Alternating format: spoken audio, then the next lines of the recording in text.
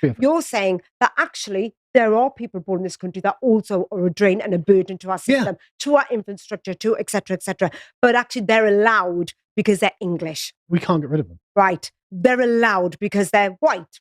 No, they're allowed because the government's soft. Right. But but the Ahmed from wherever isn't allowed because he's a foreigner. Now, these have got to be the dumbest arguments I think I've heard. And to think lots of people on the left hold these same utterly insane opinions. Luckily, opponent Kyle Benjamin more than does a good job exposing anti-Britishness on display. Here's the first clip. Right. Because at least being British born does give you before the event claim to British benefits, right? Okay, but shall I tell you why? Okay, I understand your point. And if I go to Ahmed's country, I've got no claim to his benefits. I get it, right? I get it. But guess what? Your country does go over to countries where Ahmed's from and throw bombs and indirectly or directly get involved in wars, which every single war in the world. Britain, I don't think India's never gone to war with anyone, but guess what? Britain war with everyone. Right? They haven't they've barely done anything. India have never, ever invaded other countries. Britain will go around, and if you're going to go around, I'm not saying that India. Bombs, no.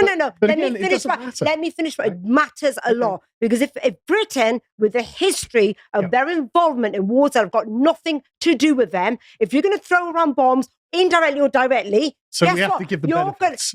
Well, guess what? Yeah, you do actually, Carl. Shall I tell you why? Because you've displaced thousands and hundreds of thousands of people who then need to live somewhere. So guess what? Let them come here. Because if you're going to throw bombs and if you're going to make money out of throwing those bombs, then guess what? You will have to look after these people. Right. So, because that's part and parcel. That's only fair.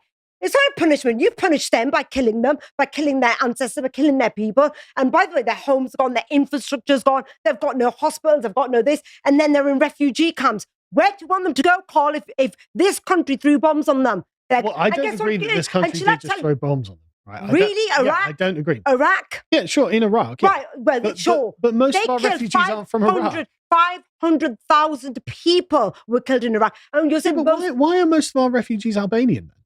Well, no, because you didn't have a returns agreement because you came out of Brexit. Why would a single one? Now you've just gone. You've gone on a different tangent here because the fact is, if this country, they're not refugees, are they? If they're living in a refugee camp because this country was involved in wars. This country has been involved. Albania is where we get most of the refugees across the channel. Yeah, but they're not refugees. Yes, right? but. So we're being mugged. No, you're not being mugged. You were, but you've got a returns agreement now with Albania, and that's stopped now. Yeah, but not one. There's no such thing as an Albanian refugee. Right? Well, no, actually, there's a lot of corruption in the government. It doesn't matter. That's right. That doesn't give you status as a refugee. Right? Well, look, it doesn't matter. Your problem with Lots of governments are corrupt. Our government's corrupt. Why flee here? Of course, but you're a refugee, and how many? You're not a refugee for corruption. And but then. Look, there's no war in Albania. These people are not refugees. We're being mugged. Yeah, no, but that's you've had a returns agreement put in place. It doesn't matter. We shouldn't have a single Albanian. Yes, but you have got the Albanian. You've got people coming over, and if you've been mugged by that much percentage, as you say, you've been mugged. Now these Albanians, as you say, come over. Are they all sat on their bums at home, or are they working? You don't know the exact figures. But there's British people dealing drugs. So, because why do we need Albanians dealing drugs as well? So everyone comes here because our government bombed all their countries. We bombed every single country in the world, apparently. Then he casually mentions Albania. And guess what? She agrees. So clearly we didn't bomb all their countries, did we? Just as we haven't bombed Eritrea, Sudan, Somalia, as well as many other countries these illegal immigrants are coming from. Also, the idea because there is corruption in the Albanian government somehow gives them a right to come to Britain as refugees is just insane. I might as well say I'm going to Miami as a refugee because it's cold and rains all the time in England. She then mentions Albanians come and work. Well, what has that got to do with anything? They are not refugees, so have no right to come here as such. Oh, and that silly argument again. Well, what does it matter if they are criminals coming here? Because we already have criminals here. Yes, we do. So why on earth would we import more? Just when you thought these arguments couldn't get any more insane, she comes out with this. Ahmed can't come over unless he's got a work visa. He can't come over and just sit on his bum. Yeah, but we've already talked about this country doesn't allow that. We absolutely do allow that. We don't allow that. We allow our own to do that because obviously we can't change that, like you said. Like, for example, I mean, you can't book the hotel. Hang on, you can't book the hotel that's just over there. Yeah. Because it's full of Ahmeds who are getting government money. Because that's because they're not, because of the processing or call. That's not their fault. It is Have you their ever fault. spoken They broke to any into of them? The country. Listen, they deliberately chose to break in. They didn't break into the country. These people are actually fleeing for their life. No, they're not. Right?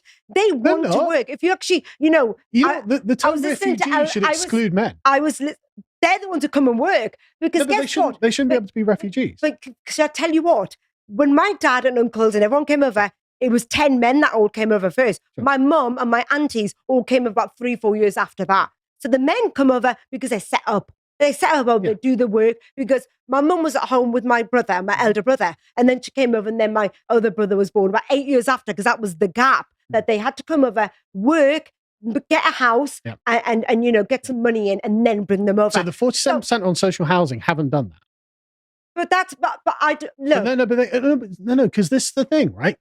I agree. 47% of housing. But then let's look at the 40% of housing or the percentage of housing up, say, in Newcastle or Scotland. No, because I want to address this white people who are getting the housing. And I don't like that, but I want to address this thing, right? Because at least being British born does give you before the event claim to British benefits.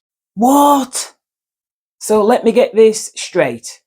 All those single men on boats, supposedly fleeing death and torture, come over first, set up, and their families come over at a later date. That is one of the most backwards arguments I think I've ever heard. I'll just leave my wife and kid alone in a war zone while I come to Britain. And hopefully they can come and join me in a few years, well, if they haven't been bombed, that is. The Ukrainians are in the middle of a war, and the men stayed behind to fight, not the other way around. I know of families of Chinese refugees who came here over half a century ago. They were fleeing war and torture, and Margaret Thatcher decided to let them in. And no way on earth was the man coming here alone and leaving his baby and wife behind. They came through customs as a family with documents that were no doubt kept safe at all times, not thrown into the sea so they couldn't be identified. And let's say these men are coming first and bringing more later. That means more people will have a right to come, and it is impossible to gauge the numbers. Someone related to someone who is related to someone else, and before you know it, the whole world would have a right to come here. The numbers coming now could potentially be multiplied by 5 or 10 or more. And with a population now at 68 million and an housing crisis and all the rest, that is clearly not a good idea, to say the least.